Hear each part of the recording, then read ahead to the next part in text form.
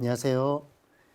2021년 금요일의 과학터치 온라인 강연을 찾아주신 유튜브 시청자 여러분 만나서 반갑습니다. 저는 사회를 맡은 광주 서산초등학교 교사 이경학입니다. 강연에 앞서 몇 가지 안내 말씀 드리도록 하겠습니다. 강연 도중에 궁금하신 사항이나 질의하실 사항이 있으시면 유튜브 시청 채팅창을 활용해서 글을 남겨주시면 감사하겠습니다. 강연 이후에 교수님과 함께 질의응답 시간을 통해서 함께 이야기를 나눠보도록 하겠습니다. 오늘은 우주를 구성하는 아주 작은 세상이라는 주제로 전남대학교 문동호 교수님과 함께 자리를 하도록 하겠습니다. 그러면 오늘 강연을 해주실 문동호 교수님을 함께 만나보도록 하겠습니다. 교수님, 안녕하세요. 네, 안녕하세요. 예, 오늘은 우주를 구성하는 아주 작은 세상이라는 주제로 강연을 해주실 건데요. 강연에 대한 간단한 내용을 설명해 주시면 고맙겠습니다. 네, 그 우주가 무엇으로 구성되어 있는지 굉장히 오랫동안 궁금해 왔는데 그것에 대한 답을 얻기 위해서는 우주 시간을 거슬러 올라가서 우주 초기의 상태를 한번 재현해 봄으로써 실험적으로 재현해 봄으로써 우리가 그 어떤 상황이었는지를 한번 알 수 있을 것 같습니다. 그래서 오늘 이 시간을 통해서는 그것에 대한 과학자들의 노력과 어떤 것들을 알고 있는지 한번 간단하게 소개해 보고자 합니다. 네, 우주가 만들어지는 그 초기 단계로 넘어가서 거기서부터 이야기가 진행된다고 하는데요. 굉장히 흥미있고 재미있을 것 같습니다. 그러면 지금부터 전남대학교 문동호 교수님을 모시고 강연을 듣도록 하겠습니다. 힘찬 박수로 환영해 주시기 바랍니다.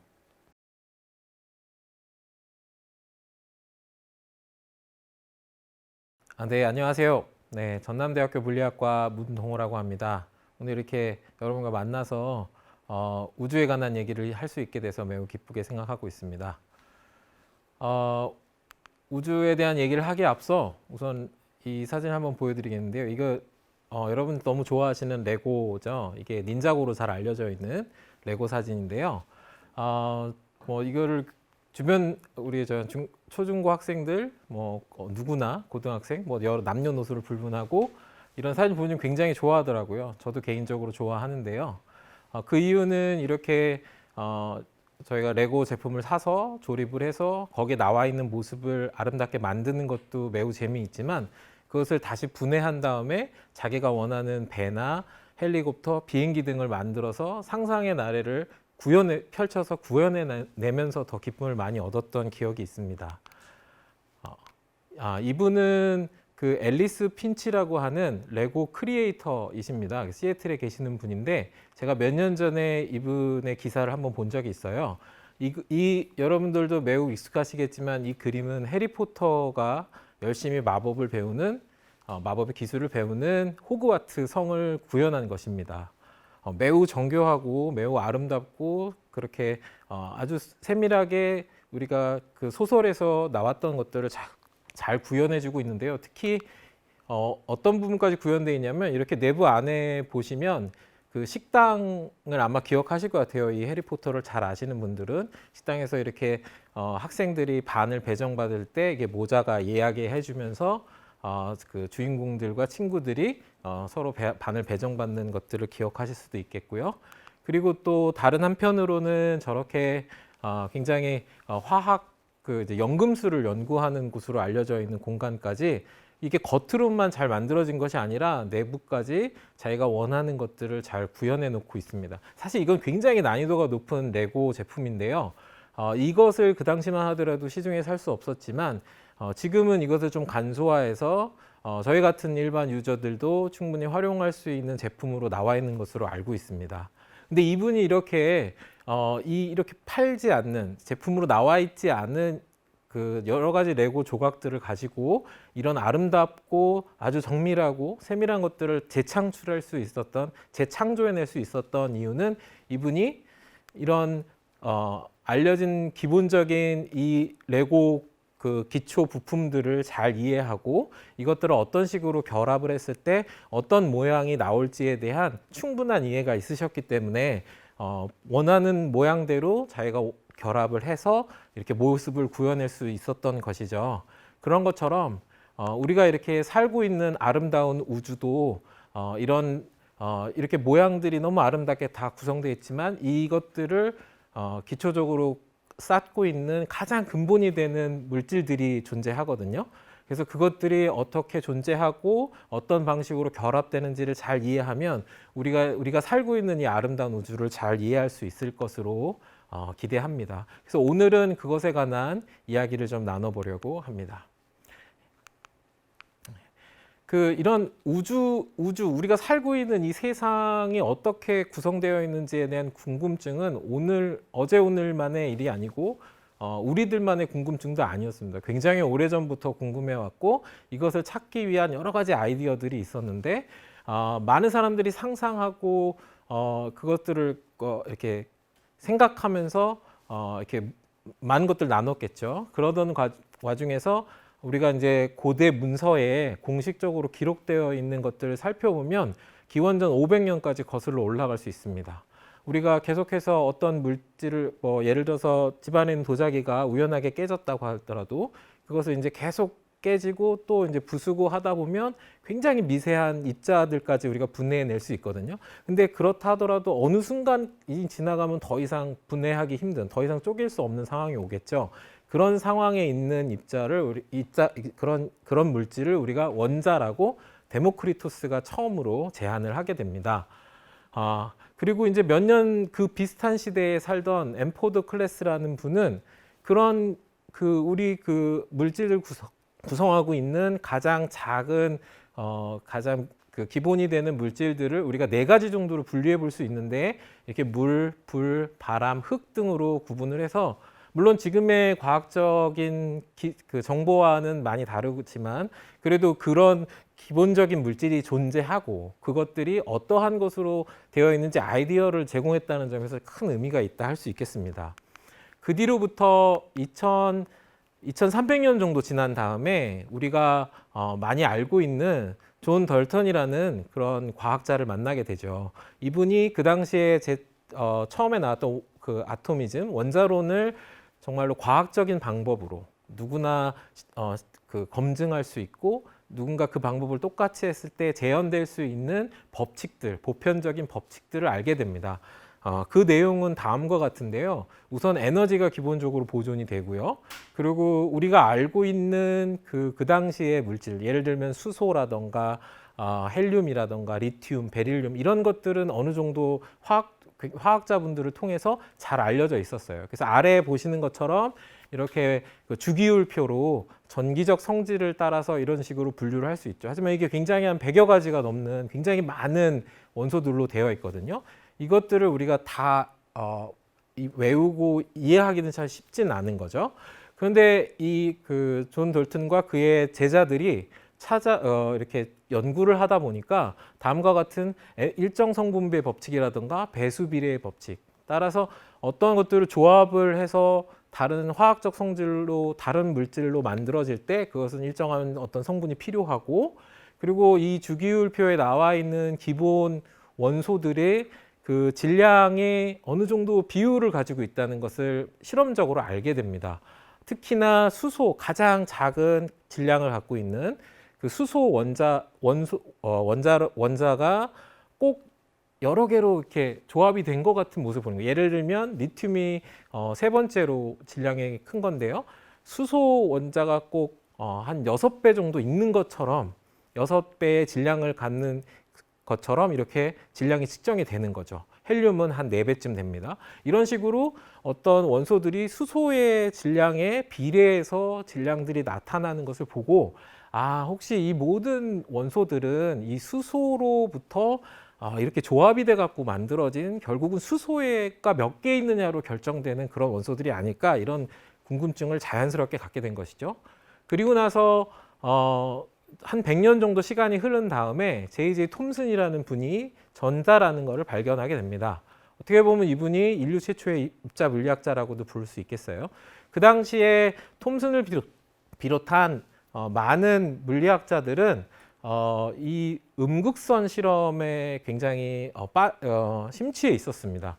그래서 대표적으로 렌트켄 같은 분도 X선을 발견해서 노벨상을 최초로 받으셨는데 이분도 음극선 실험을 하는 중에 그런 사실들을 발견했을 정도로 이 당시엔 굉장히 유명한 실험이었는데 이 음극선 실험이라는 게 딴 게 아니라 그 알루미늄에다가 전기를 세게 걸어주면 어떤 입자가 튀어나와서 플러스 극으로 알려져 있는 곳으로 향해 나가는 겁니다. 그게 계속 연속적으로 나오다 보니까 일종의 선이 만들어지고 이걸 우리가 캐소드 레이라고 즉 음극선이라고 부르는 거죠.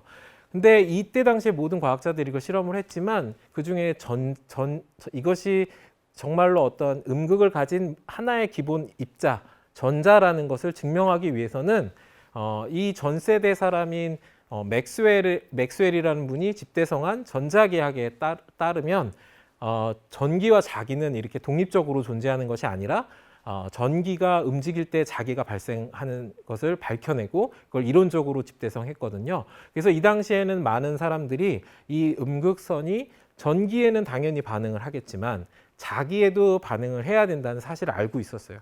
근데 많은 과학자들은 그것을 실패했지만 톰슨은 자신만의 과학적 재능을 이용해서 진공도를 높임으로써 아주 미세하게 반응하는 자기장의 세기에도 전자의 움직임을 포착해낼 수 있었던 것이죠. 그걸 토대로 톰슨은 이 전자의 발견자로서 역사에 남게 되었습니다. 그리고 톰슨의 제자였던 러더퍼드라는 분은 이 당시에 알려진 방사능 물질이라는 게 있었어요. 방사능 물질은 사람들로 하여금 굉장히 충격적인 것으로 다가왔는데 어떤 물질이 그 안에서 자발적으로 다른 물질을 내보내는 겁니다. 그렇다는 의미는 그 물질이 그냥 하나의 물질로 존재하는 것이 아니라 그 내부에 무엇인가가 있어서 그것을 내보낸다는 사실을 우리에게 알려주는 것이죠. 그 중에서 알파, 베타, 감마 선이 이미 알려져 있었는데 러더퍼드는 알파 입자를 굉장히 잘 다루는 과학자였습니다. 특별히 이제 우라늄이 토륨으로 바뀔 때 이런 알파 입자가 나오게 되거든요. 알파 입자를 그 이제 러더퍼드의 제자인 가이거와 마르세든하고 함께 실험을 합니다. 잠깐 동영상을 보시도록 하겠습니다. In 1910, 예. Rutherford 보시면 and 저희 his 파란색 coworkers were 박스가 studying the 이제 angles at 알파 which 입자를 alpha 보내는 particles were 것이고요. scattered as they passed through a 가운데에 thin 그 gold 골드 foil. 포일이 있고 Most of 거기를 the alpha 통과하도록 particles 되어 passed through 있는데 undeflected. 보시는 것처럼 However, a 저 few were found to be 가장 그 빔이 나가는 방향에 점이 많이 찍히죠. 이게 아연으로 되어 있는데 이게 입자가 만나면 이렇게 빛을 내도록 되어 있습니다. 저게 많이 찍히는 건 굉장히 당연한데 가끔 가다가 저 150도 방향 쪽으로 뒤로 튀어나오는 입자들이 있는 거예요. 이게 굉장히 흥미로운 사실이었는데요. 지금 보시는 이게 그 당시에 러더퍼드가 얻었던 데이터입니다.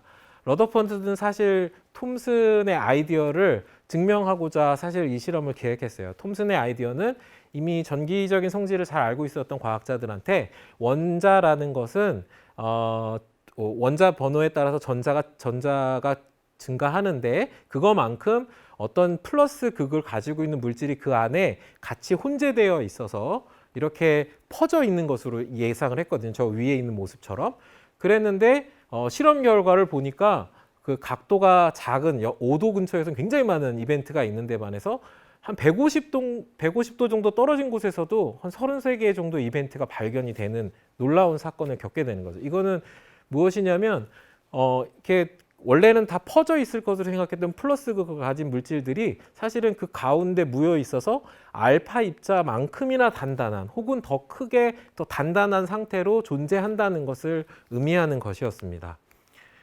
그래서 이제 이 러더퍼드의 실험을 토대로 원자 모델을 이렇게 완성하게 됩니다.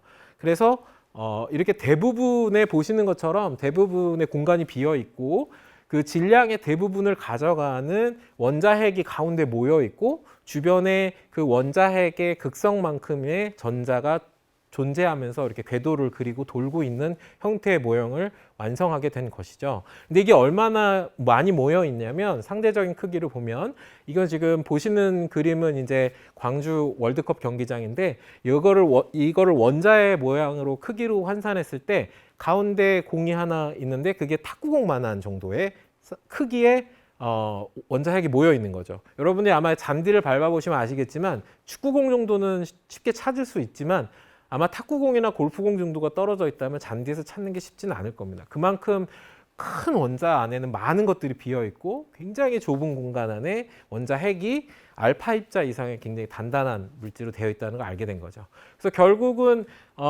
수소 모델로 돌아오면 가장 원소들 중에 가장 가벼운 수소인 경우에는 원자핵의 플러스극을 갖고 있는 원자핵 하나 그리고 전자가 하나가 이렇게 결합된 형태로 구성되어 있다는 것을 알게 됩니다. 그 수소의 원자핵을 우리는 양성자라고 이해하고 있고 이거를 이제 러더퍼드가 처음으로 발견하고 이름을 지어줬죠. 그런데 문제는 이 수소 다음으로 큰 게 헬륨인데 그 전기적인 특성을 볼 때는 수소가 꼭 2개 있는 것처럼 즉 전기적 특성이 수소가 갖고 있는 전기적 특성이 한 2배쯤 되는데 질량을 재보면은 한 4배가 가까이 되는 거예요. 그러니까 원래 세웠던 생각으로는 아이디어로는 수소가 2개가 모여서 전기가 2개를 띠니까 헬륨이 될 거라고 생각했는데 질량은 4배쯤 무거우니까 수소가 4개가 있는 건가? 이런 또 생각에 빠지게 되는 것이죠. 그래서 그 당시에 많은 고민이 있었는데 한 가지 아이디어가 수소 원자핵, 그 헬륨 원자핵에는 수소의 원자핵 2개가 있고 그래서 극성을 2개를 띠고 그것과 거의 질량이 같은 새로운 물질이 하나 있고 그게 2개쯤 있어서 결국은 수소 원자핵의 4배쯤 되는 질량을 갖게 되는 것이다. 그래서 우리가 이것은 수소랑 같지만 질량은 전하가 없는 중성자를 예견하게 됩니다. 그래서 원자 모양은 이렇게 원자핵에 양성자, 중성자가 있고 전자가 있는 형태로 진행이 된 것이죠. 근데 여긴 굉장히 큰 문제가 있었는데 전자는 이렇게 돌면 자기 방향을 바꿀 때마다 빛을 내야 돼요. 그래서 포항에 있는 광사광 가속기가 그런 원리로 되어 있습니다. 전자가 이렇게 돌면서 빛을 그 접선 방향으로 내는 걸 토대로 우리가 이제 실험을 또 하게 되는 거죠. 그럼 빛을 낸다는 의미는 이 전자는 자신의 에너지를 계속 잃고 있다는 뜻이에요. 근데 그 잃은 그 전자가 자기 에너지를 잃다 보면 속도가 느려지고 그러면은 계속 그 전기적인 힘에 더 잘 빨려 들어가겠죠. 그래서 결국은 이게 이렇게 흡수돼서 없어져야 되는데 실제로는 안정적으로 원자가 잘 존재하고 있죠. 그래서 사람들이 가설을 세운 것이 에너지라는 것이 이렇게 빙글빙글 돌면서 들어올 때 그 전자가 가질 수 있는 에너지가 저렇게 연속적이면 다 돌 수 있지만 어떤 특정 에너지만 있다고 생각을 하고 계단처럼 거기에 전자가 하나씩 올려져 있다고 가정을 했을 때 그 궤도에 있는 전자는 빛을 내지 않는다고 가정을 하면 이게 굉장히 잘 설명이 되는 겁니다. 그래서 안전하게 있는 원자 모델을 잘 알게 된 거죠. 근데 왜 그렇게 그거 안에 있으면 안전할까요? 그거는 이제 굉장히 자연이 그렇게 존재하는 것을 사람들이 받아들이고 이해한 것이죠. 그걸 토대로 많은 원자의 모형들을 해석해 보면 양자역학에 잘 맞는 것을 알 수 있습니다. 자, 그래서 우리는 이런 그 원자 모델을 잘 세웠는데 여기에 또 하나의 문제가 있었어요. 그게 무엇이냐면 아까 말했던 것처럼 그 탁구공 하나 있고 큰 운동장에 탁구공 하나만큼의 모든 핵들이 모여 있으려면 그 플러스 극을 가진 것들이 서로 밀쳐내는 힘을 이겨낼 만한 정도의 큰 힘이 필요합니다. 이것을 우리가 핵력이라고 부르고 우리가 이제 뭐 핵폭탄 이런 것들을 얘기할 때 여기서부터 출발하는 것이죠. 이 힘의 작용에 의해서 나타나는.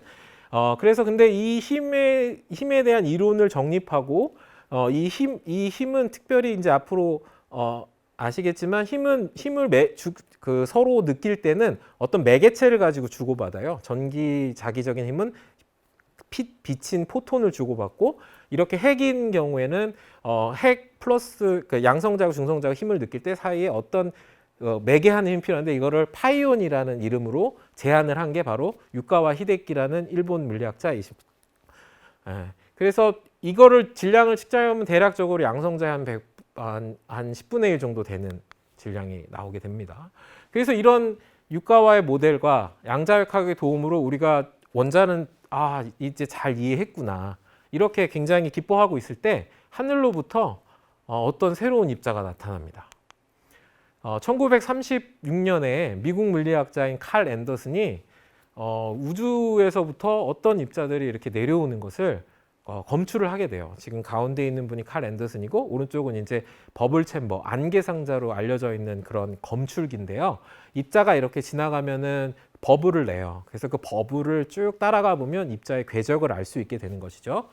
그래서 이렇게 이게 휘는 정도를 자기장과 전기장을 이용해 갖고 휘게끔 만든 다음에 그 휘는 정도를 토대로 질량과 그 여러 가지 운동 정보를 알 수 있게 되는데 이게 한 100 MeV 정도 돼요. 여기서 일렉트론 볼트는 전자 하나가 갖게 되는 전기적 에너지를 말합니다. 거기에 메가는 한 10의 6승이니까 거의 한 10의 8승배 정도 큰 그런 굉장히 큰 에너지죠.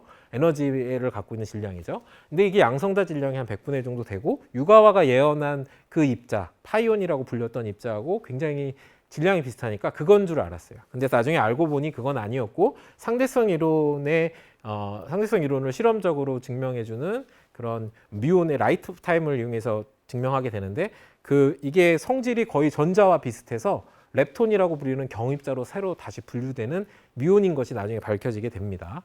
그리고 동일한 시기에 반전자라는 전자와 동일한데 극성이 다른 물질을 발견함으로써 최초로 반입자에 관한 것도 이분이 밝혀내셔서 노벨상을 받게 되시죠. 그 뒤로 시간이 흘러서 그 유카와가 얘기했던 그 파이온이라는 입자는 한 150 MeV 정도 되는 것이 발견이 됩니다. 한 135 MeV 정도 되는데 그런 것들로 또 붕괴되는 새로운 또 이상한 입자가 발견이 돼요. 그걸 K온 입자라고 하는데 질량이 한 500 MeV 정도가 됩니다. 그래서 이런 새로운 입자가 계속해서 등장하는 게 이 물리학계의 굉장히 미스테리였던 거죠. 왜냐하면 우리는 이미 원자를 이해하는 이 우주를 구성하고 있는 물질들을 거의 다 이해했다고 생각하는데 거기에 참여하지 않는 어떤 새로운 존재들이 있다는 게 굉장히 놀라운 것이죠. 처음에는 이게 지금 시간 연대별로 어떤 입자들이 밝혀졌는가를 보여드리는 건데요. 처음에는 굉장히 좋았어요. 왜냐하면 입자들이 나올 때마다 노벨상이 하나씩 나오니까 사람들은 굉장히 흥분했고 그 새로운 세계에 또 들어가는 또 특별함이 있었고 근데 너무 입자가 많이 나오는 거예요. 생각보다. 그러다 보니까 처음에는 이렇게 그리스 문자를 붙여주기인데 이제 알파벳이 부족할 정도의 상황이 오는 거죠. 근데 이게 끝이 아니었어요. 또 나와요. 입자가 또 나오고 또 새로운 입자가 계속해서 실험의 테크닉이 증가하고 에너지를 올릴 때마다 그 에너지에 준하는 새로운 입자들이 계속해서 나오게 돼서 정말 이제 과학자들이 정말 이렇게 혼돈 상태에 빠질 정도로 굉장히 혼돈의 시기가 다가옵니다. 이것을 한번 정리해 줄 사안들이 필요했죠. 그러던 어느 날 한 과학자가 등장을 해서 이 팔정도라는 이게 이제 약간 이분이 약간 인문학적인 소양이 굉장히 뛰어나신 자연과학자였던 것 같은데요. 그래서 그 동양 사상 중에 하나인 태극 문양에 해당되는 그 팔정도에 입자들을 이런 식으로 배열을 하니까 잘 배열이 되는 거예요.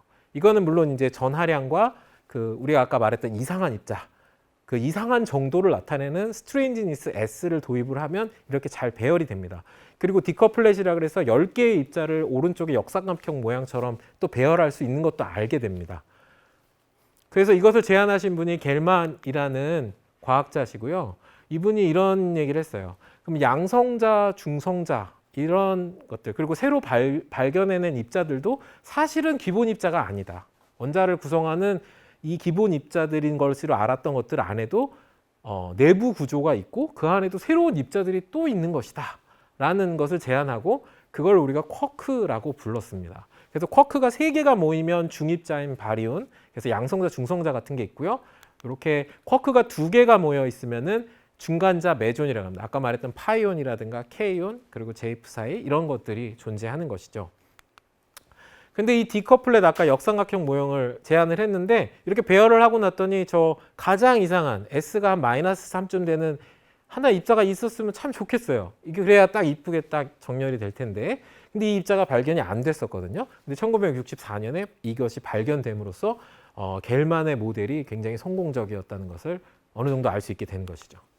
그래서 현재까지 알려진 우주의 기본 입자, 즉 아까 그렇게 호그와트 성을 만들고 닌자고처럼 레고를 다양하게 꾸밀 수 있는 이 기초적인 레고 블럭, 우주의 레고 블럭은 쿼크 6개와 렙톤 6개, 전자를 포함한 렙톤 6개, 그리고 힘을 매개해주는 아까 제가 힘을 주고받을 때 교환하는 입자가 필요하다고 했잖아요. 그것이 바로 이 4개의 그 보존들이 있고요. 그리고 가운데 중앙에 있는 힉스 보존, 저것은 이제 각각 입자들의 질량을 부여하는 것으로 알려져 있습니다. 이렇게 총 이런 입자들로 우주가 만들어져 있다는 것을 알게 됐고, 이런 것을 기술하는 모델을 우리가 표준 모형, 스탠다드 모델이라고 부릅니다. 그럼 우주의 입자를 이렇게 이해했지만 찾아내야 되잖아요. 어떤 것, 이게 기본 입자를. 그래서 그런 노력들에 관한 얘기를 좀 하고 싶은데, 궁극적으로는 우리가 이 원자가 양성자, 중성자, 전자로 되어 있는 줄 알았는데, 알고 봤더니 양성자 안에는 쿼크와 그것에 힘을 주고받는 글루온으로 되어 있다는 것을 과학자들이 이해하게 된 거죠. 쿼크가 너무 보고 싶은 거예요. 그런데 이 물질이라는 것을 우리가 살펴보려면 한 원자 레벨까지는 우리가 터널링 혁명형 같은 간단한, 물론 이것도 굉장히 복잡하지만 비교적 작은 사이즈의 기계로 볼 수가 있는데, 그 안에 더 내려가서 원자 핵을 봐야 되고, 그것보다 양성자, 중성자까지 보려면 더 큰 에너지의 특별한 어떤 탐침 같은 게 필요한 거예요. 그래서 가속기라는 개념이 들어오게 됩니다. 현재 알려진 최대 에너지를 낼 수 있는 가속기는 스위스 제네바에 위치한 세른 연구소에 있는 LHC, 라지 하드론 콜라이더 거대 강입자 가속기라는 게 있습니다. 이게 제네바의 사진이고요. 저기 몽블랑에 저렇게 아름답게 있고, 그리고 제네바 호수가 보이고, 그리고 프랑스 국경과 스위스 국경에 맞닿아 있는 저 노란색 라인이 가속기고요. 저게 이제 선 연구소의 헤드쿼터가 되는 부분이 저기에 존재하게 됩니다. 이 가속기를 우리가 LHC라고 부르고, 이게 원주가 대략 27km 정도 되는데, 넓이로 따지면은 대략적으로 서울의 한 7분의 1, 8분의 1 혹은 6분의 1 그 정도 이제 대략적인 사이즈가 됩니다. 이때 충돌해서 발생시키는 에너지는 13TeV까지 올릴 수 있어요. 현재도 그렇게 실험을 하고 있고, 원 일렉트론 볼트가 대략적으로 10,000켈빈인데, 10,000켈빈이면 태양의 온도가 한 5,000켈빈 정도 되거든요. 그럼 그거의 한 2배쯤 되겠죠. 그거의 TeV니까 10의 한 9승, 12승까지 가는 거죠. 그만큼 높은 에너지를 낸다, 이렇게 생각하시면 되겠습니다. 이 가속기는 너무 크기 때문에 위에 이렇게 지상에 존재하는 게 아니라 이렇게 지하 100m 아래 존재하고 있고요. 그래서 가속기 터널을 다닐 때는 저렇게 오토바이와 비슷한 것을 타고 이렇게 다니는 모습을 보실 수가 있습니다. 간단하게 그 동영상으로 어떻게 충돌하는지 한번 보시도록 하겠습니다. 예, 근데 처음부터 입자를 여기 이제 양성자, 수소 원자 핵을 집어넣어서 가속을 시키는데, 처음부터 그렇게 높은 에너지를 낼 수 있는 건 아니어서 여러 단계를 거쳐서 해요. 그래서 기존에 했던 실험들을 이용해 가지고 단계별로 올립니다. 지금 450GB까지 올렸고요. 그래서 LHC 저 큰 터널 안에 집어넣으면 양쪽에서 7TeV, 7TeV가 만나서 중앙에서 13TeV가 되는 거죠. 지금 여러분은 그 과속관을 통해서 지금 지나가는 것을 보고 있고요. 지금 스위스 프랑스 국경을 넘어섰고요. 과속관 안으로 들어가 보면 이게 양성자입니다. 안에 3개의 컬러를 가지고 있는 강한 힘을 매개하는 컬러 차지가 있는 양성자, 쿼크로 구성된 양성자를 보시고 있는 거고요. 이거는 아틀라스라고 하는 검출기를 이용하고 일종의 사진기 같은 건데, 입자가 저렇게 충돌을 해서 여러 개의 에너지가 입자로 나오면 그것을 저렇게 컴퓨터 분석을 통해서 이미지화해서 트랙을 찾고 하는 일들을 하게 됩니다. 네, 제가 속해 있는 실험은 그 거대 강입자 가속기에 속해 있는 4개의 실험인데, 그 중에 하나인 CMS라는 실험에 제가 참여하고 있고요. 이거는 컴팩트 뮤온 솔레노이드 약자인데 생각보다 그렇게 컴팩트하지는 않습니다. 여기 보시면 중앙에 사람 크기가 나오잖아요. 그 사람 크기에 비교했을 때 저만한 사이즈거든요. 대략 꼭 동일하지는 않지만 건물로 따지면 한 4층 높이의 한 그 건물 정도 됩니다. 이렇게 굉장히 미세한 10의 마이너스 15승 그 이하의 세계를 보기 위해서 이렇게 굉장히 큰 그 사진기 같은 게 필요하다는 게 굉장히 놀랍죠. 세른 연구소에서 했던 주요 업적은 주로 힘을 매개하는 입자인 W와 보존, 이런 것들을 발견했고요. 그래서 노벨상을 받았고, 그리고 이제 가장 유명한 걸로는 좀 최근인 2012년에 그 표준 모형에서 그동안 몇십 년 동안 찾아 헤맸던 마지막 퍼즐, 그 힉스 입자를 실제로 발견하고 저 가운데 볼록 올라와 있는 게 힉스 입자의 질량인데 그게 뮤온 4개로 붕괴하는 사건이 가운데 나와 있는 겁니다. 그래서 그걸 토대로 피터 힉스라는 분이 그 세른에서 이거를 발표를 하면서 이제 실험하시는 분들이 발표를 하고 앞에서 이렇게 같이 함께 환호하는 그런 모습을 볼 수 있습니다. 자, 그럼 이제 마지막 내용은 제가 아까도 말씀드렸다시피 이렇게 우주를 구성하고 있는 기본 입자가 무엇들이 있고 그 가운데는 어떤 힘들이 작용하고 그리고 그것을 찾기 위한 사람들의 노력이 어떻게 했는지 소개해 드렸는데 제가 조금 연구하는 내용을 살짝 설명을 좀 드리려고 해요. 쿼크 글루온 플라즈마에 관한 얘기를 간단하게 드리도록 하겠습니다. 이거는 우주의 근원과 관련이 있습니다. 다시 수소 원자로 돌아왔을 때 오른쪽에 보시는 것처럼 그 수소 안에는 그 겔만에에서 쿼크 3개가 있고 얘네들이 3개의 쿼크들이 서로 힘을 주고받아요. 근데 꼭 그 전기의 힘은 플러스 극과 마이너스 극 사이에서 두 가지의 힘의 존재가 있듯이 이런 그 쿼크들 사이에서는 3종류의 전하가 있는 것으로 알려졌어요.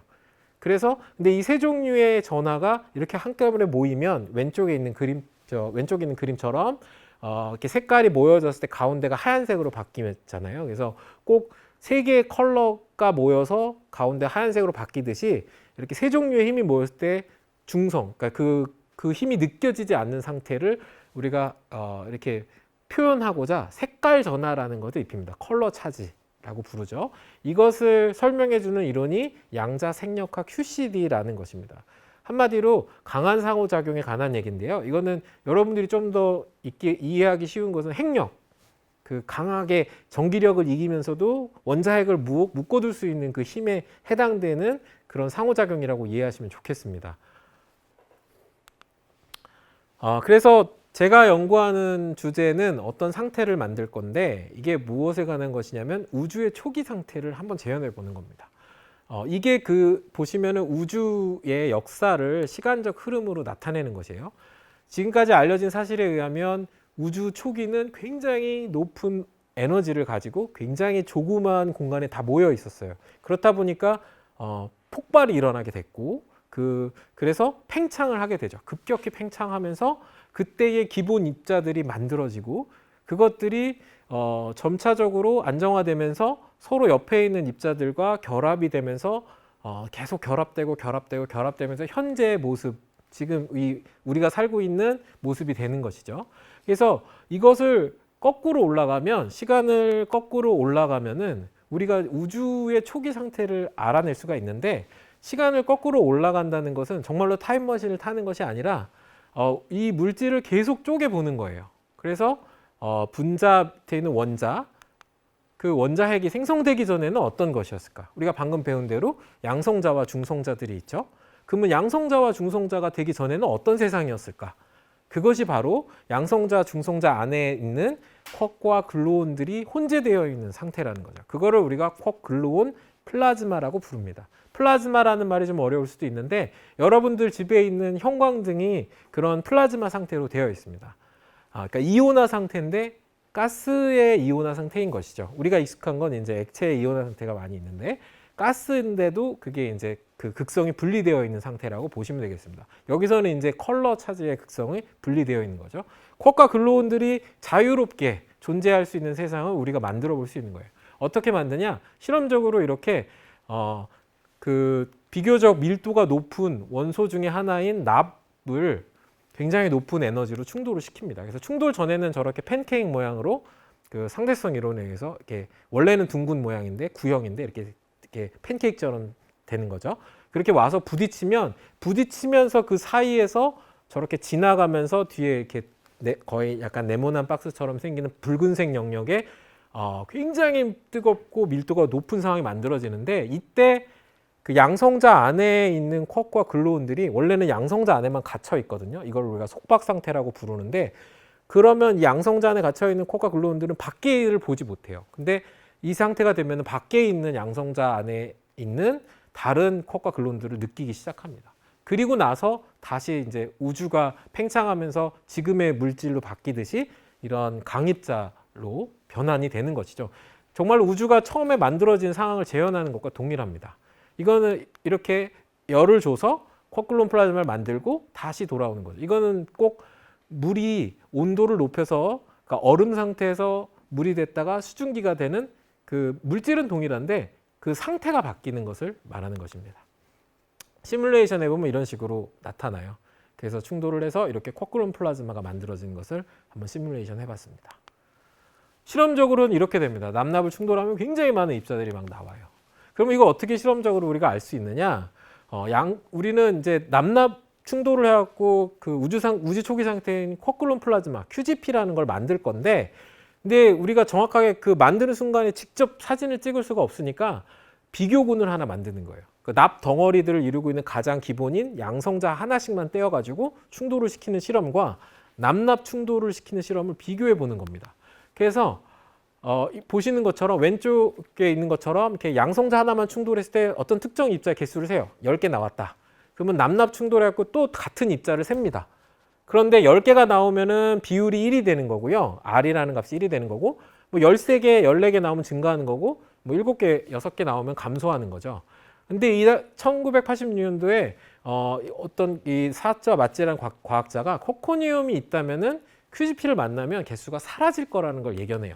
그럼 여기서 코코니움을 잠깐 살펴봐야 되는데 이게 조금 어려운 얘기일 수 있는데 수소를 상상하시면 됩니다. 수소 모델은 양성자가 있고 전자가 돌고 있는 구조잖아요. 그 양성자 전자 대신에 우리가 앞에서 배운 쿼크를 넣는 겁니다. 그래서 쿼크 하나 그리고 반 쿼크 하나를 넣어서 둘에 이렇게 바인딩이 되어 있는, 서로 결합되어 있는 상태를 상상해 보시면 좋겠습니다. 그거를 우리가 코코늄이라고 부르는데, 특별히 쿼크 6개 중에서 무거운 메오 쿼크와 그 바다 쿼크로 이루어진 것들이 있는데, 이런 중간자들의 특징은 뭐냐면 오래 살지 못해요. 그래서 금방 전자나 뮤온으로 이렇게 붕괴를 하고 우리는 이 뮤온을 통해서 이 입자들을 보게 됩니다. 이게 실험을 해서 본 거고요. 그 남납 충돌을 해서 뮤온 2개를 합쳐가지고 질량을 이렇게 분포를 본 겁니다. 그랬더니 뾰족뾰족 올라오는 것들이 있죠. 대표적인 게 이 upsilon, 그래서 한 양성자의 9배쯤 무거운 입자가 있고, 또 왼쪽에는 양성자의 3배쯤 무거운 제이프사이라는 입자가 있습니다. 이 두 가지가 코코니움의 대표적인 케이스들인데요. 얘네들이 남납 충돌에서 사라진다는 것입니다. 꼭 이게 그 낚시를 해보신 분들은 아시겠지만은 그 우리가 물속에 알아볼 수가 없잖아요. 그래서 미끼를 연결하고 그 줄을 물고기가 건드렸을 때 흔들리는 것을 찌를 통해서 알 수 있게 되거든요. 그런 것과 굉장히 비슷해요. 그래서 질량을 찾고 그 뮤온으로부터 질량을 찾은 다음에 쭉 이렇게 펼쳐 놓으면 입자들이 있는 곳에서 이렇게 특별히 많이 이벤트가 발생하면서 자기가 있다고 손을 드는 그런 모습인 것이죠. 그래서 최근 결과를 이렇게 보시면 이거를 다 이해하기는 좀 어려우시겠지만 이게 그 비율이에요. 양성자에서 아까 그 코코니움들을 세봤더니 갑자기 저 X축이 가장 큰 쪽에서 이렇게 내려가는 모습이 보이잖아요. 그게 X축으로 가장 클수록 많이 내려갔다는 뜻이에요. 저희가 한 0.4 정도, 예를 들어서 0.4 정도 되는데, 그런 뜻은 양성자 충돌만에서는 10개가 나왔는데 남납 충돌을 해봤더니 한 4개만 나오더라. 6개에서 7개 정도가 사라지더라 하는 겁니다. 그래서 이게 왜 사라지느냐?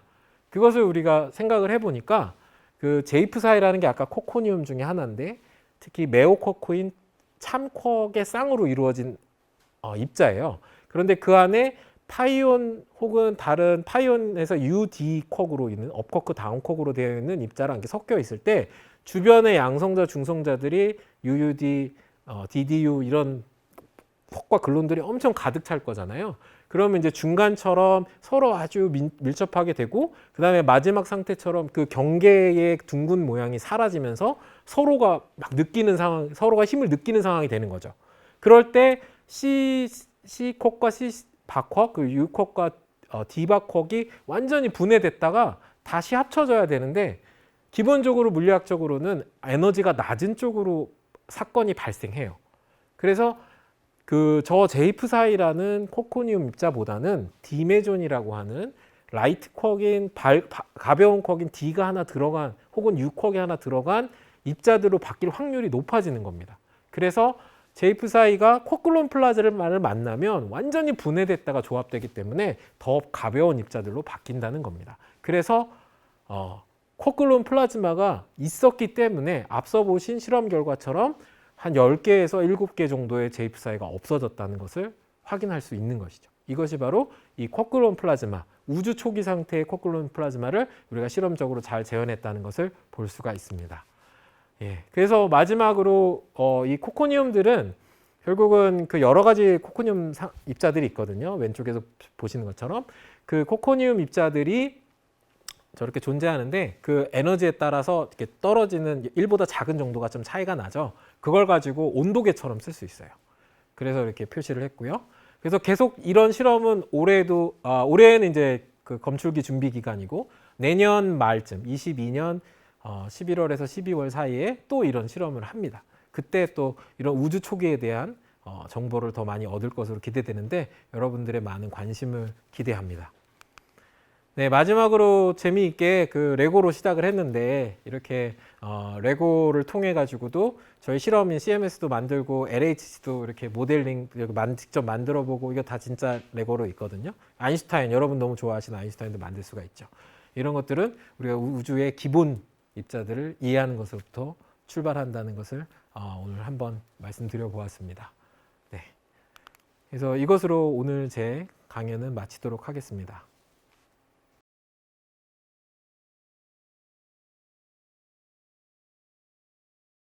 네, 재미있는 강연을 해주신 교수님께 다시 한번 감사드립니다.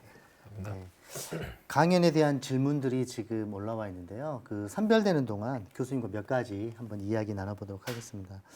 오늘 그 온라인으로 유튜브 라이브로 네. 이렇게 한번 방송을 해봤는데 참여해보신 소감이 어떠신지 한번 듣고 싶습니다. 예, 제가 아마 몇 년 전에도 한번 금요일에 과학터치에 한번 나와서 이렇게 한번 강연한 적이 있었는데 그때는 이렇게 함께 모여가지고 했었는데 굉장히 색다른 경험이었고 약간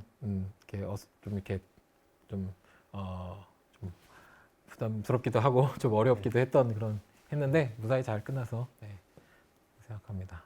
네. 네, 어려운 부분 그리고 또 그 굉장히 일반인들 이해하기 힘든 부분을 레고라는 부분을 좀 이용해서 이제 교수님께서 재밌게 강연을 해주셨는데 저도 이런 내용은 처음 들어서 굉장히 낯설고 좀 신선한 부분이 좀 있었던 것 같습니다. 오늘 방송을 직접 들으신 분들도 저와 좀 비슷한 소감이지 않나라는 생각을 해봅니다. 그러면 오늘 그 흥미로운 주제만큼 다양한 질문들이 이렇게 모여졌는데요. 그러면 질문을 몇 가지 한번 살펴보도록 하겠습니다. 재성정님께서 이제 댓글 남겨주셨는데요. 그 원자에 대한 이야기 부분이 너무 재밌었는데 이제 교수님께서는 특히 과학에도 여러 가지 분야가 있는데 예. 이렇게 물리학적으로 이렇게 예. 선택하신 특별한 이유가 있으신지 그게 굉장히 궁금하다고 얘기했습니다. 네, 우선은 그 어떤 문제를 이렇게 궁금증을 가지고 풀고 하는 것들에 대해서는 좀 굉장히 흥미를 좀 느끼는 편이었고요. 그러다가 고등학교 때 물리학을 처음으로 조금 좀 더 자세히 예전에는 조금 예전보다 좀 더 자세히 배우게 되면서 굉장히 매력을 느꼈고 네. 특히 이제 뭐 아마 많은 물리학자들이 그럴 텐데 그 물리학의 영웅들 아인슈타인이라든가 뭐 이런 굉장히 그런 영웅들의 이야기를 들으면서 흥미를 많이 느꼈던 것 같습니다. 그래서 물론 그런 비슷한 방향으로 나간 것은 아니지만 실험 물리학자로 이렇게 방향을 정하게 된 것 같습니다. 네. 그럼 이렇게 그 실험으로 여러 가지 그 우주의 역사라든지 기원이라든지 이런 걸 알아보는 이런 실험들을 하시면서 네. 조금 힘들었던 경험이라든지 내가 왜 이런 길을 택했나 이게 좀 좌절의 순간도 좀 있었을 것 같아요. 좀 그런 부분 어떠신지 얘기해 주시면 좋을 것 같습니다. 예, 우선은 그 뭐든지 그 긴 시간이 되면은 좀 어려운 것 같아요. 그래서 이렇게 공부를 하는 거는 굉장히 흥미로웠고 재미있는 부분이 있었는데 그거를 이제 제가 그 연구를 해서 이렇게 결과로 이제 사람들이 인정할 만한 그 굉장히 심도 있는 결과를 내고 그거를 증명해가는 과정이 생각보다 좀 길더라고요. 그래서 박사과정도 한 5년쯤 되고 그러다 보니까 그때 좀 많이 지쳤던 부분이 있었던 것 같아요. 그런데 또 그렇게 굉장히 좀 힘든 시간이 좀 있었지만 또 그거를 해결하고 그거를 또 어려운 순간을 통해서 다른 여러 과학자들의 동의를 얻어서 그것을 이렇게 연구 결과물로 나오고 이럴 때 또 굉장히 또 즐거움으로 받았던 상은 있었지만 그래도 고통의 시간이 좀 더 길었던 것 같긴 합니다. 네. 네네. 예, 두 번째 질문 드리도록 하겠습니다. 고라니 PD님께서 해주셨는데요. 그 입자가 버블을 내는 것을 어떻게 할 수 있는지, 그리고 이제 그 밖에 그 입자들의 모습을 가시적으로 좀 볼 수 있고 그런 흔적이나 자취들을 통해서 우리가 혹시 또 관찰할 수 있는 방법들이 아까 교수님께서 네. 소개시켜준 방법 외에 또 다른 것들이 있는지 예. 궁금해하셨습니다. 우선은 입자 검출을 하는 것은 다양한 그 기술들을 이용해 갖고 하고 있고요. 초창기에는 정말로 그 전하가 있는 입자가 이렇게 지나갈 때 거기 안에 있는 가스들을 이렇게 이온화를 시키면서 그게 이렇게 이렇게 버블이 정말로 눈으로 보일 정도로 만들어져요. 그러면서 그 지나가는 궤적을 따라서 버블이 정말 눈으로 보일 정도로 이렇게 만들어지는데 그거를 이렇게 이렇게 측정을 이렇게 사진을 한 장씩 찍어가면서 확인을 할 수 있고요.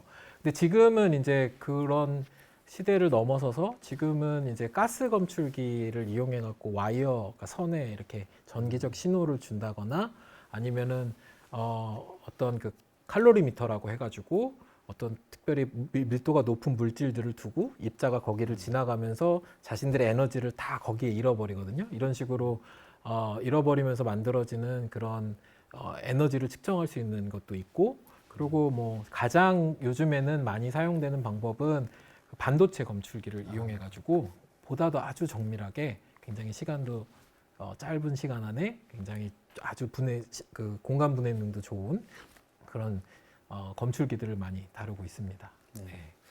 그럼 이런 그 입자들의 흔적, 그 버블들이 나타날 때 동일한 입자여도 어떤 상황이나 조건에 따라서 네. 그 흔적이 좀 다르게 나올 수도 있지 않을까라는 생각이 드는데. 네네. 좋은 질문이신데, 그 버블의 사이즈를 가지고 물론 이제 에너지를 얼마나 잃느냐에 따라서 버블의 사이즈가 조금씩 다르기도 하겠지만, 네. 가장 이제 중요한 것은 그 주변에 자기장을 걸어줘요. 아, 네. 그래서 위아래로 자기장을 걸어주면 이 입자가 중성인 경우에는 그냥 직선으로 지나갈 것이고, 네.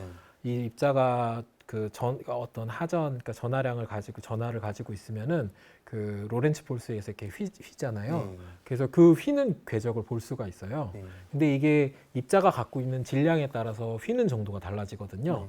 그러니까 그런 것들을 휘는 궤적을 통해 가지고 에너지를 측정하거나 운동량을 측정하거나 이런 일들을 가능하게 하는 것이죠.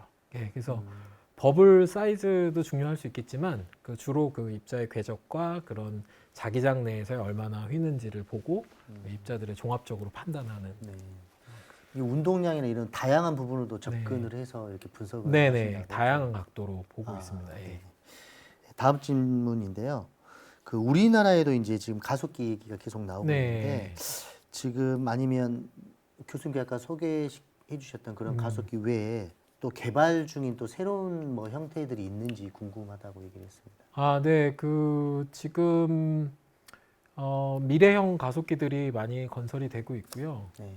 특히 이제 뭐 다 설명드리긴 좀 어렵지만 지금 저희가 핵과 핵을 충돌을 시키다 보니까 그 입자가 굉장히 많이 발생해요. 그러다 보니까 우리가 원하는 신호만 딱 뽑아서 보기가 좀 어려운 부분들이 좀 있거든요. 그리고 이제 충돌을 할 때 그냥 아까 제가 말씀드렸던 그 QGP 그런 우주 초기 상태의 상태만 만들어지는 것이 아니라 핵 자체가 막 굉장히 볼륨이 크다 보니까 그것 자체가 갖고 있는 어떤 특성들이 있어요.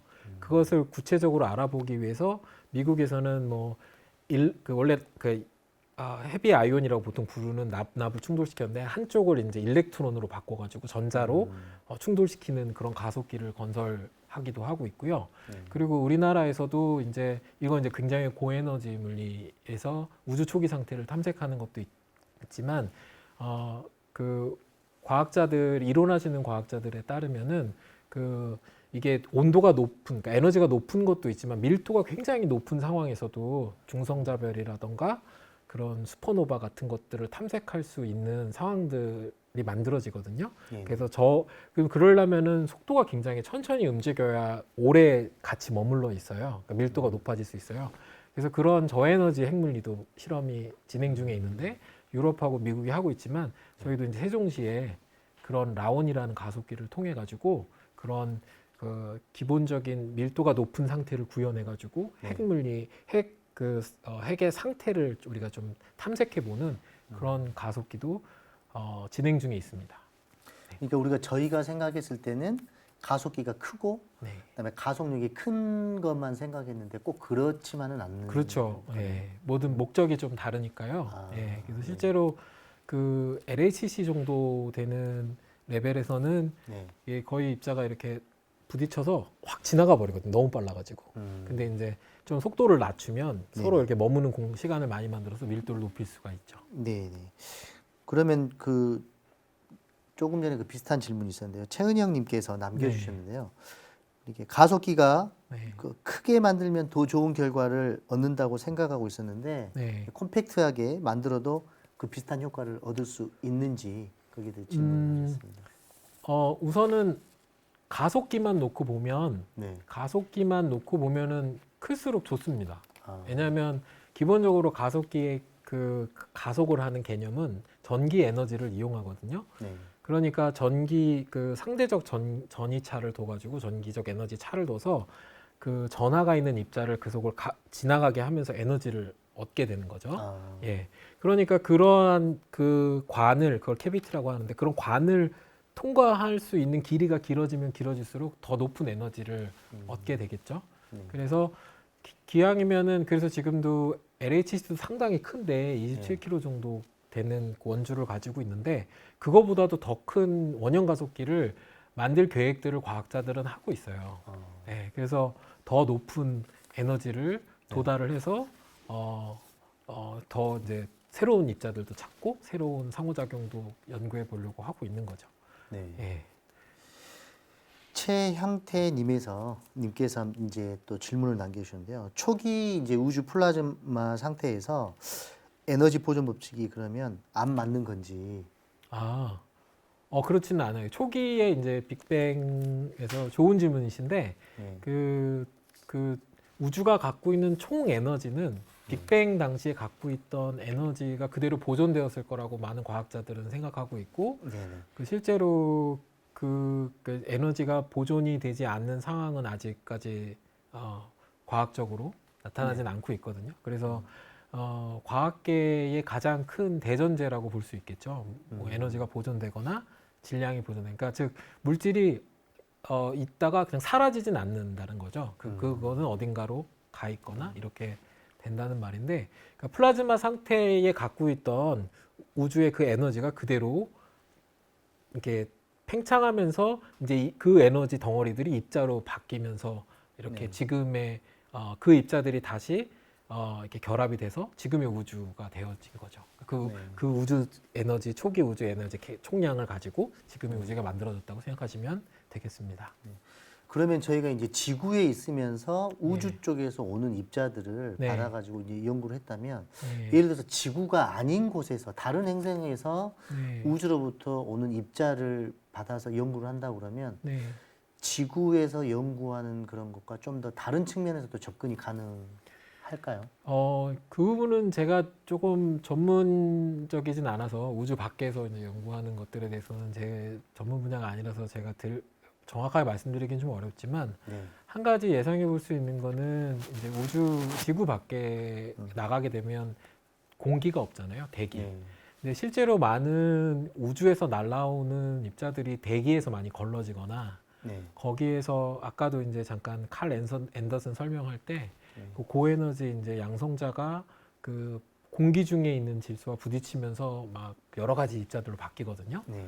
예, 그런 것처럼 대기가 없다면 오히려 이제 그냥 그런 입자 원래 지구로 처음에 입사했던 입자가 그대로 들어오는 상황들은 좀 연출이 될 것이고 그리고 이제 그래서 많은 과학자들이 또 하고 있는 프로젝트 중에 하나는 우주 정말 지구를 대기 바깥에다가 네. 큰 망원경을 설치해 가지고 네. 우주로부터 오는 여러 입자들을 찍는 거죠. 사진처럼 찍어서 분석하는 일들을 이미 진행했었고 또 이제 업그레이드해서 진행할 계획들을 가지고 있는 것으로 알고 있습니다. 네. 다양한 측면에서 우주의 기원, 예, 그 입자들의 상태에 대해서 연구가 계속 진행되는 것 같습니다. 그러면 다음 질문으로는 이렇게 우주 초기 온도는 그러면 도대체 얼마 정도였는지 그게 굉장히 궁금하거든요. 네, 지금 그러니까 정확하게 우주 초기 온도가 이제 알려져 있는 값이 있는데 네. 이제 우리가 실험적으로 재현하는 우주 초기 상태를 재현하는 이 실험에서는 네, 그 이제 이론하시는 분들이 그 어떤 레티스 QCD라는 걸로 계산을 해보면 대략 150 MeV 아까 그 일렉트론 볼트의 한 10의 6승 정도 되는 그 값 150 MeV 정도가 넘어가면은 우주 초기 상태를 재현할 수 있을 것이라고 예측을 했어요. 그래서 저희가 충돌하는 그 남납 충돌을 굉장히 높은 에너지로 하면 네, 150 MeV 이상의 온도가 막 될 것으로 예상되는데 뭐 따르면 막 600 MeV, 700 MeV 그러니까 굉장히 더 높은 다양한 스펙트럼을 갖는 거죠. 네. 근데 그거를 단순히 그 150 MeV 기준으로 봤을 때는 대략 태양 온도의 한 30억 배 정도 되는 네, 굉장히 높은 에너지 정도 되는 거죠. 그러면 태양 에너지의 한 30억 배 정도 되는 것을 우리 인간이 만약에 네. 만든다. 네. 그러면 새로운 우주 기원이 발생될 수도 있다라고 생각을 해도 될 수 있나요? 물론 이제 그 굉장히 높은 에너지가 만들어지지만 그게 아주 작은 영역에서 만들어져요. 아, 예, 예. 그래서 굉장히 작은 영역에서 만들어져서 그러니까 왜 저희가 이렇게 물을 이렇게 끓여서 뭐 라면을 끓여 먹거나 그러면 예. 그 물이 온도가 굉장히 100도까지 올라가면 금방 네. 수증기로 바뀌면서 확 퍼지잖아요. 네네. 근데 그 바로 라면이 이제 막 조리가 되는 그 지점은 굉장히 뜨겁지만 네. 조금만 벗어나면 금방 또 시원해지거든요. 네네. 그러니까 굉장히 작은 곳에서 에너지가 만들어졌다 하더라도 굉장히 높은 에너지가 만들어졌다 하더라도 굉장히 작기 때문에 금방 이게 팽창하면서 금방 식어버려요. 아, 예. 그 대신에 이제 그 상태를 토대로 해가지고 여러 가지 정보들을 저희가 얻고 있는 거죠. 네. 네. 우주 기원이 정말 어려운 것 같습니다. 그러면 아까 네. 교수님께서 계속 쿼크에 대해서 계속 네. 얘기를 해주셨잖아요. 그러면 결국 쿼크가 네. 이게 발견이 되었는지. 네. 그러니까 그 쿼크가 그 과학자들이 지금 사실은 제일 좋은 건 우리가 수소 원자 핵을 이렇게 수소에서 원자에서 전자를 하나 딱 떼어내면 양성자 하나를 딱 보잖아요. 네. 혹은 뭐 다른 원자들에서부터 저희가 중성자 하나를 떼어내거나 이런 것들은 비교적 그렇게 어려운 일은 아닌데 그 쿼크들은 그 양성자, 중성자 안에 정말 완전히 갇혀 있어요. 그래서 웬만한 우리 그 에너지로는 이것들을 단독적으로 빼낼 수가 없고, 그리고 얘네들은 굉장히 짧은 곳에서만 이렇게 그 짧은 길이에서만 힘을 주고받기 때문에 어떤 일이 벌어지냐면 얘네들을 쿼크를 보고 싶어갖고 우리가 이렇게 강제로 뜯어내면은 이게 쭉 찢어지면서 그 사이 힘을 매개했던 글루온들이 또 다른 쿼크쌍을 만들어내요. 그래서 계속 쿼크들이 쭉 두루룩 만들어지면서 걔네들이 그냥 다시 그 강입자 안으로 숨어버려요. 그래서 쿼크를 이렇게 단독적으로 보는 거는 어렵지만 네. 대신에 저희가 하는 실험처럼 이렇게 쿼크와 글루온들이 조금 자유로운 마당 같은 걸 만들어주는 거죠. 그런 다음에 거기에서 다양한 입자들이 그 지역을 지나가면서 뭐 에너지를 잃거나 혹은 방향이 바뀌거나 이런 것들을 토대로 이렇게 눈으로 직접 볼 수는 없지만 정말 손을 집어넣어 갖고 이렇게 만져보면서 느끼는 것처럼 그런 식으로 실험을 통해 가지고 쿼크를 간접적으로만 지금은 볼 수가 있습니다. 저희가 생각했을 때는 아주 작고 예. 미비하게 생각한 것들은 그냥 힘이 없고 약하다고 생각하는데 도리어 그러지는 않네요. 그렇죠. 그것도 굉장히 특별한 우주의 신비 중에 하나죠. 그러니까 가장 강력한 힘, 우주에서 알려진 힘 중에 가장 강력한 힘을 우리가 살고 있는 세상에서는 잘 못 느끼죠. 제일 센에도 불구하고.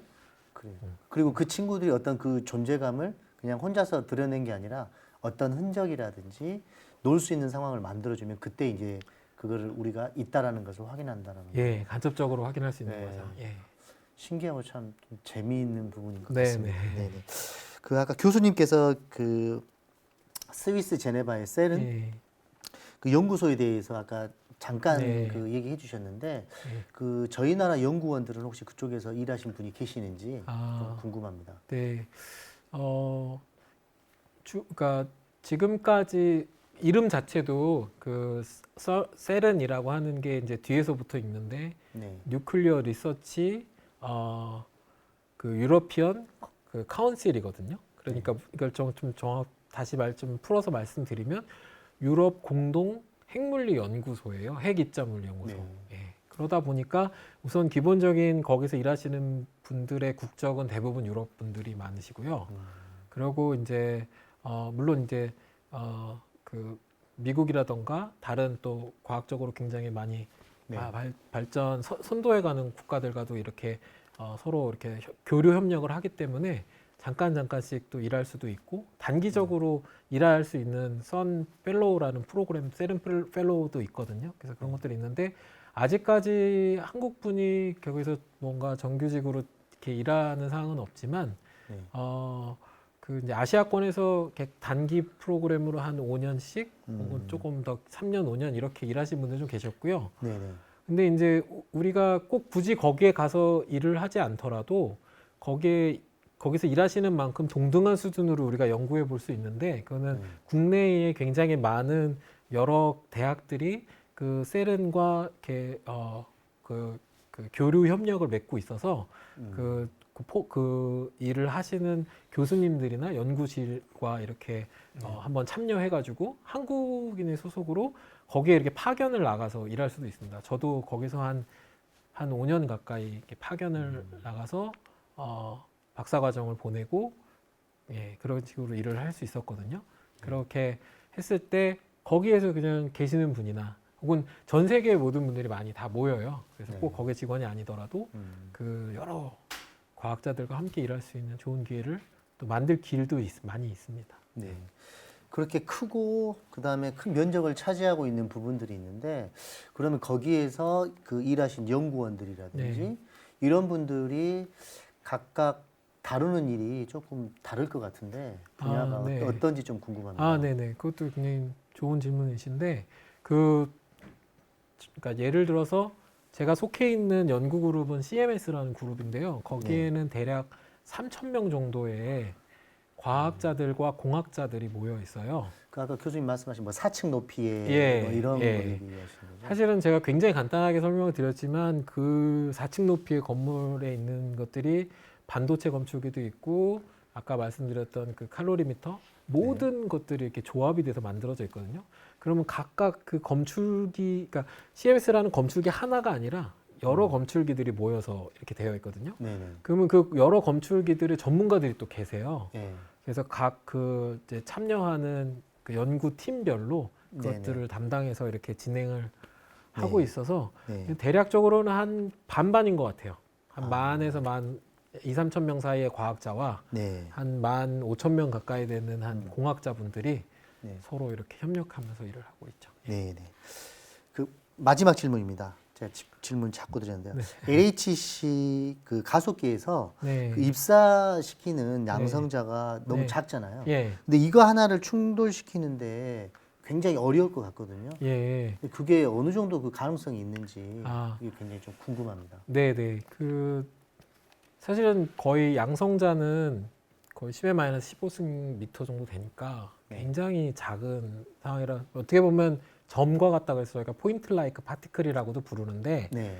그 점과 같은 친구들을 굉장히 빠른 속도로 움직여서 점으로 다시 만나게 하려면 굉장히 어려운 일이거든요. 네. 그래서 어떻게 하냐면 그 양성자들을 이렇게 다발이라 그래갖고 이렇게 막 모아요. 그 양성자 덩어리, 양성자들을 막 이렇게 가스의 플라즈마 상태로 다 모아요. 그런 거를 번치라고 부르거든요. 이 한 번치를 그 가속기 링에다가 계속 도는 게 아니라 그 번치를 한번 집어넣고 2나노세컨 정도 있다가 그 다음 번치를 집어넣고 하는데 그 번치 안에 들어가 있는 양성자의 개수가 한 10에 11승계 정도 돼요. 그러니까 막 저희가 상상하기 어려울 정도로 많은 양성자가 들어가서 확률적으로 두 번치가 만나가지고 충돌이 한 번 일어날 확률을 저희가 계산을 해갖고 실험을 하는 겁니다. 아, 네. 물론 이제 실제로 에너지가 높아지고 입자들의 속도도 빨라지고 번치도 이제 크로싱 타임도 빨라지면 이게 막 섞여요. 그래서 입자들이 사실은 한 번 충돌하긴 하지만 여러 번 충돌이 많이 일어납니다. 실제로는. 그거를 또 그 여러 번 충돌하는 거에서 가장 의미 있는 충돌 하나를 골라내는 것도 굉장히 중요한 테크닉입니다. 그런 것들에 대해서 그 세른에 있는 많은 과학자들은 굉장히 전문성을 가지고 있죠. 예. 저희가 생각했을 때는 단지 이제 한 개를 충돌시킨다 이렇게 생각했는데도 그게 네. 아니네요. 네네네. 그렇습니다. 예. 이상으로 질의응답 시간을 마치도록 하겠습니다. 좋은 질문을 남겨주신 유튜브 시청자 여러분, 그리고 끝까지 열정적으로 답변해주신 네. 교수님께 다시 한번 감사드립니다. 감사합니다. 네, 안내 말씀 드리도록 하겠습니다. 광주과학문화협회에서는요, 2가지 이벤트를 현재 진행하고 있습니다. 첫째는 강연 후기 공모전입니다.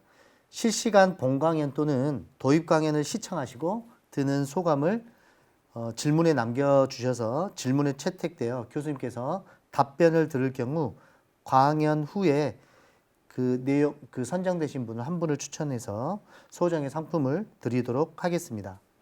두 번째로는 수업 사례 공모전입니다.